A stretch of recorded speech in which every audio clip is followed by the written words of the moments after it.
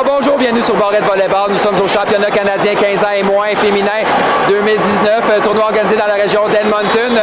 Nous sommes rendus au troisième jour du tournoi, match de demi-finale opposant les championnes québécoises et libelleux de Thérèse Martin aux médaillés de bronze manitobaine, l'équipe Vision Elite. Brian Traverse sera à l'analyse lors de ce match. Brian, qu'est-ce qu'on dit si on est l'entraîneur du Manitoba? C'est sûr qu'ils sont stressés. Il faut qu'ils prennent un grand respire. On a mal réceptionné. Il ne faut pas vivre dans le passé. On tourne la page là-dessus. On se détend. On se déplace rapidement vers la balle. On oriente notre plateau. On lève une belle balle pour la passeuse. Et la passeuse va pouvoir transmettre la balle à l'attaquant. Mais pour l'instant, ils sont stressés. Ils ne lèvent pas la balle dans le 3 mètres. La balle est aux 4 mètres. C'est difficile pour les attaquants. On va voir comment est-ce que le début va y aller. Mais il faut mettre l'emphase sur la détente, enlever le stress, penser au déplacement, penser au plateau et le reste va se replacer pour eux autres. Du côté de Joliette, Manon Gravel, d'après toi, qu'est-ce qu'elle peut dire à ses joueuses? Ben moi, je pense qu'en défensive, il faudrait ajuster la fille de 6. La tasser un petit peu plus vers la 1. Il y aura pas mal plus de chances de défenser la balle avec les attaques qui s'en vont en 1. Donc au service pour le second set, c'est la numéro 10, Bianca Oquendo, qui vient de resservir.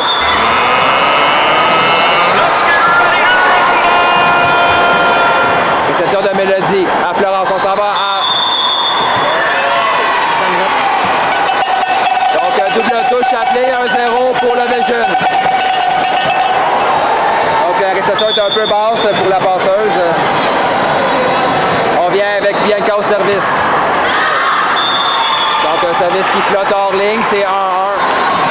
C'est dur d'avoir une confiance au service dans la bâtisse où ce qu'on est. Il fait chaud, l'atmosphère est lourde, fait que le ballon il flotte.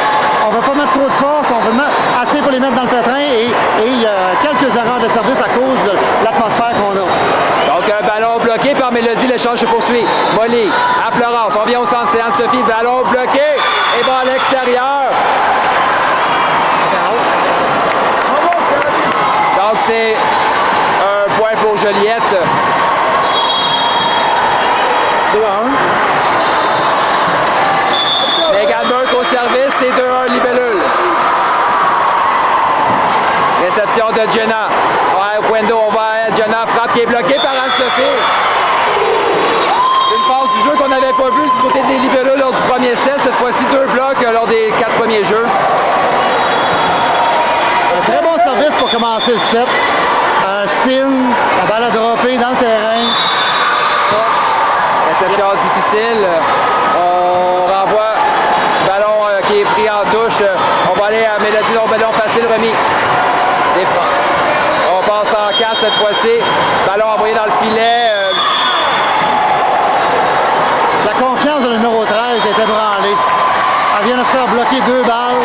Elle a connu un fin de set difficile. Son entraîneur l'a changé.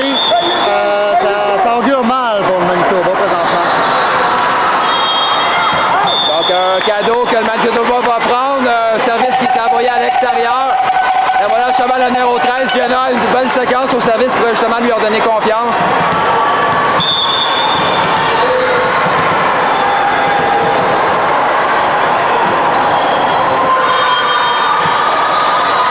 Réception difficile, Florence envoie à Mélodie, placement bloqué, mais le ballon reste du côté du Manitoba, le soutien s'est fait entendre et le point marque. Ouais, la défensive de la joueuse de 1 de Manitoba est entre les deux, que ce soit l'attaque profonde ou la type court peut marquer dans ces zones-là. Florence Lortie au service. Elle avait connu toute une séquence lors du premier set. Contre-attaque du Manitoba. On donne sur le premier contact. Overbomb capté par Mélodie, l'échange se poursuit. On vient en 4, c'est la 12. Oh, belle frappe. Ballon qui est emmené de sa course dans le filet. Par contre, le ballon n'a jamais traversé le filet. Là, le compte était quand même présent. Un 4e compte. On marquait un point pour le compte là-dessus. 6-2, donc on vient avec Florence au service. Encore un bon service sur Jenna cette fois-ci. Réception. Oh, le Manitoba est complètement désorganisé présentement. On appelle un temps d'arrêt justement. Les forces au service, c'est incroyable. Hein? Ils dominent totalement au service. La confiance de Manitoba il n'y en a presque pas de confiance.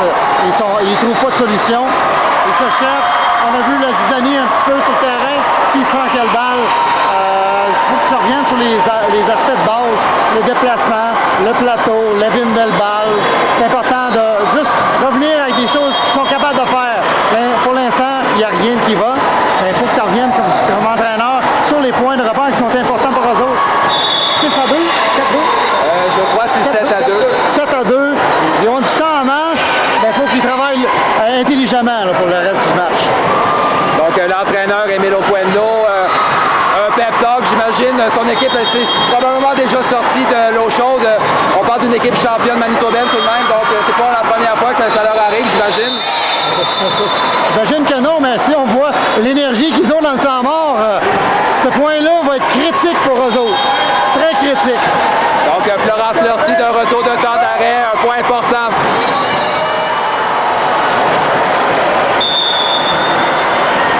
Florence Lortie au service. Réception au passant, il va en 4. Type récupéré en touche par Anne-Sophie. On vient au centre, Anne-Sophie frappe d'Anne-Sophie, bloqué par la numéro 4. Vienne d'Amplette manque un point important de son équipe. C'est quand même la force du Manitoba, la grandeur. C'est le temps qu'ils commencent à exploiter leur force un petit peu. Donc la voilà justement la numéro 4 au service. Réception de Mélodie. Réception difficile, overbound capté par le Manitoba qui marque un point. Un deuxième bloc consécutif.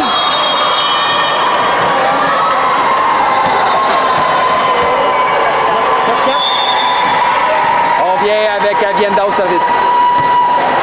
Réception de Megan. À Florence, on s'en va en 2. Anne-Sophie qui s'ajuste, frappe. Qui est envoyé hors ligne. 3 points consécutifs et voilà le Manitoba qui est revenu. On prend ce second set. Avienda au service pour le Manitoba. Réception difficile encore une fois des libellules. On va donner un ballon facile au Manitoba. Bien placé. Donc manchette en 4. La 12, un titre récupéré par Florence qui était bien placé. On s'en va au centre. C'est Anne-Sophie. Double touche appelée à Joliette, c'est 6-7. Ils ont trouvé une solution pour se rembarquer dans le match. Donc la numéro 4 sert bien, justement, permet à son équipe de revenir. Réception de Léane. On va à Léane. Non. 7-7. Le retour du Manitoba. Plusieurs erreurs non provoquées du côté de Joliette. Quelques blocs et voilà, le pointage est égal. C'est quand même surprenant de voir le peu d'énergie qu'il y avait et de virer avec 5 points consécutifs. On va Anne-Sophie, frappe d'Anne-Sophie.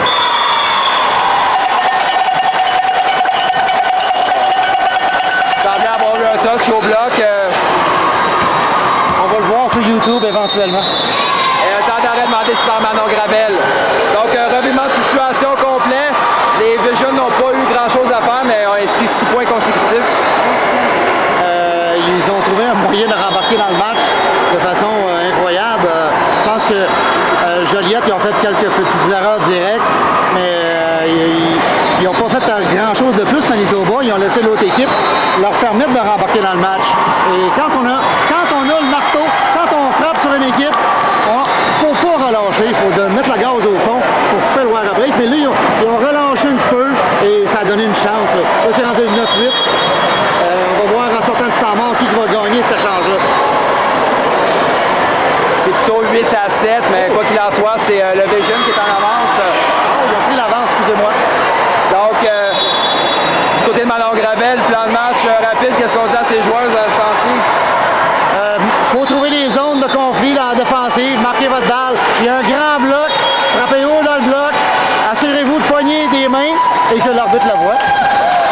Donc, du côté du Manitoba, on vient au service avec la numéro 4, Avienne d'Amplette. Toute une séquence donne beaucoup de difficulté à la réception de Joliette.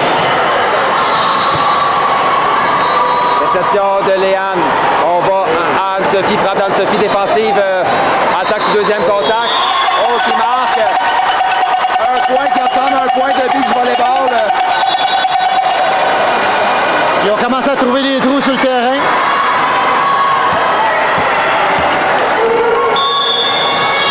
Et on vient encore une fois avec Avienda, toute une séquence de sa part. On a commencé. Un service qui rase le tape. C'est assez difficile réceptionné.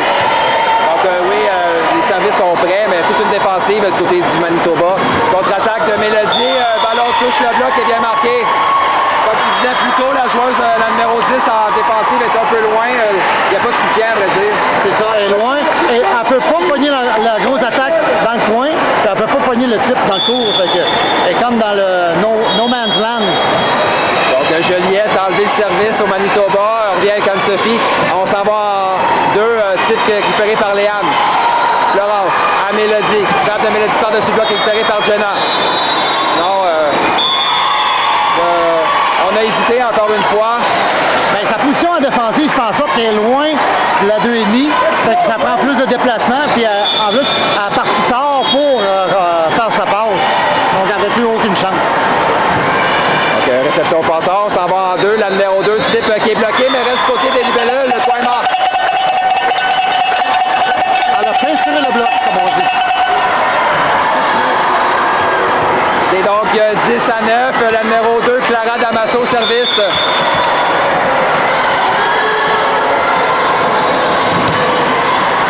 Réception difficile. On va à Mélodie en deux. Frappe de Mélodie bloquée, mais au joueur défensif de Jenna. On donne un ballon facile.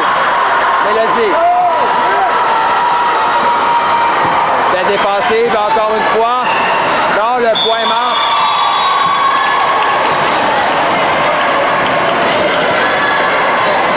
Très bon placement de balle de la part de Mélodie, qui a frappé la balle vers la 1. Fait déplacer la grande joueuse de centre en 6. Donc c'est 10 à 10. Elle passe à mi-chemin dans ce second set. Mélodie Bébarrette au service. Elle avait connu une belle séquence en fin de premier set. Réception difficile, manchette en 4. Oh, ballon bloqué, l'échange est poursuivi. On s'en vient à Mégane, frappe de Mégane bloquée, belle défensive de la numéro 15 pour sauver le point. On vient en 4 par-dessus le bloc.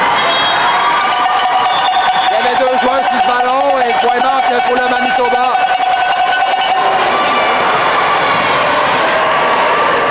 Donc c'est la numéro 12, Alexis Boulas, qui vient de resservir. Son équipe mène par 1.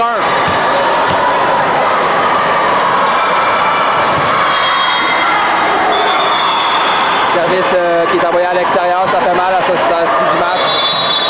Ouais, mais c'est dur à contrôler. La marge de manœuvre était tellement mince. Elle était hors de peut-être même pas 10 cm. C'est un bel essai de sa part. Léane Gauthier au service pour Joliette. Réception au passeur, on va arrière, la 15 frappe qui touche le bloc. Défensive de Léane, sauver le point. Jenna, défensive de Mélodie. À Florence, on contre-attaque, c'est Mégane. Ballon bloqué, reste du côté de Manitoba. Tout un échange du côté de Joliette. 2 grosses défensives. Très belle récupération, profond en 5, ça a ramené la balle. Encore là, la fille de 1 était trop loin pour récupérer la balle dans l'arrière du bloc. Léane Gauthier au service.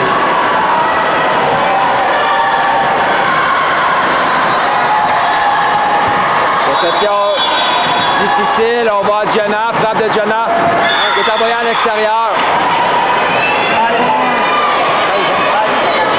Donc 13-11, Joliette prend 2 points d'avance. Le match difficile pour le numéro 13 se poursuit.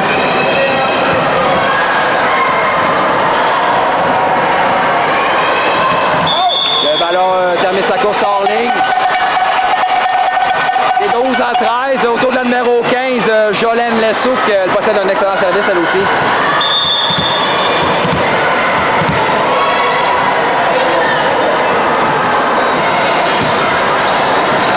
Anne-Sophie, réception à Florence, on s'en va en 4 à Mégane, frappe de Mégane, touche le bloc et va à l'extérieur. Très belle frappe vers le 1, a pogné le bloc en passant. Pour les plus jeunes, c'est important de frapper vers le 1. Ça nous permet d'avoir une plus petite bloqueuse contre toi. Si on compare la grandeur du numéro 4 et le numéro 10, on a avantage à frapper à 1. Donc, substitution, Chloé Mélençon prend la place de Monique Caron. Encore un bon service côté de Joliette. Oui, on va poursuivre de viser la numéro 13 au service. Contre-attaque, même chose. Les mains de la 10 sont moins hautes que la main de la 4. C'est plutôt Mégane qui marque. Les 2 joueurs se ressemblent, c'est la numéro 8. 15-12. 13-12, 3 points d'écart. Joliette s'échappe à mi-chemin. On revient avec Chloé Mélençon qui vient de faire un autre bon service. Réception au passeur, Marchette. On va Jenna, la frappe est envoyée dans le filet. Rien à faire, Jenna Dick, c'est pas son match. C'est vraiment pas son match. Et on a un temps d'arrêt du côté d'Emile Oquendo. On va regarder l'énergie. C'est peut-être un secret pour eux autres, l'énergie dans le temps mort. Tu vas voir, il n'y avait pas d'énergie. Ils ont sorti du temps mort, ils ont fait, je pense qu'ils ont fait 6 points en ligne. Là, on regarde les filles et il se passe pas beaucoup au niveau énergie dans leur temps mort. Tandis que Joliette, ils se tapent les mains, ils s'encouragent. On voit beaucoup l'unité dans leur groupe. Et avec Manitoba, ils sont seuls dans leur tête. Ils se parlent beaucoup. Leur dialogue intérieur, présentement, ça vire du négatif. Ils doivent trouver des solutions. C'est leur match, une demi-finale. Il faut qu'ils s'améliorent au niveau de leur mental par rapport à ce qu'il reste à donner en fin de set. Donc, Chloé Mélençon, service.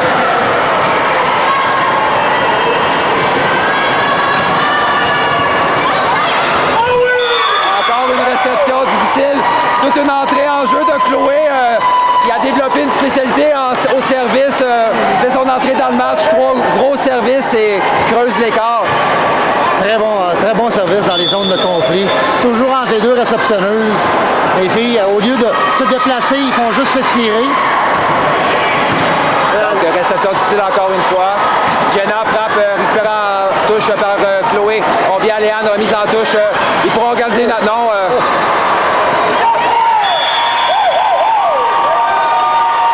Rien ne va. C'est manque de communication. Pourtant, en fin de saison, les permutations devraient être tellement rodées. Donc 18-12, 6 points d'écart. On revient avec Chloé sur toute une séquence à un moment crucial du match. Réception au passeur. On attaque le deuxième contact. Oh, beau jeu d'un bras d'Anne-Sophie Mégane. Tout un point de Megan Burke, la défensive d'Anne-Sophie qui a sauvé le point. Belle passe de Florence en 4. Donc on vient avec Chloé Mélençon. Le ballon touche le filet, belle réception. Défensive de Léane. Attaque sur deuxième contact. Un bloc au centre. On vient à Mégane. Ballon bloqué par le Vision et le point mort. Encore, ils ont joué sur les mains de la petite passeuse. C'est maintenant 20-12, 8 points d'écart. Le Vision a déjà le dos dans l'écart, mais ont perdu le premier set. Devront se ressaisir maintenant. On voit des signes de découragement de la part des entraîneurs. Encore un excellent service. Un excellent service. Là, elle est en arrêt de position. Là. Elle est en 4. Elle est en avant de la fille de 5. Oui. Excellent appel de l'entraîneur.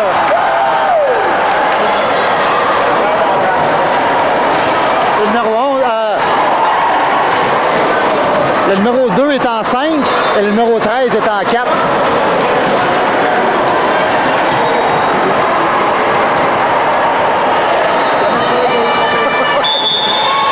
Donc, séquence superbe de Chloé Mélençon. Ses services sont tout le temps à peu près à un pied du filet.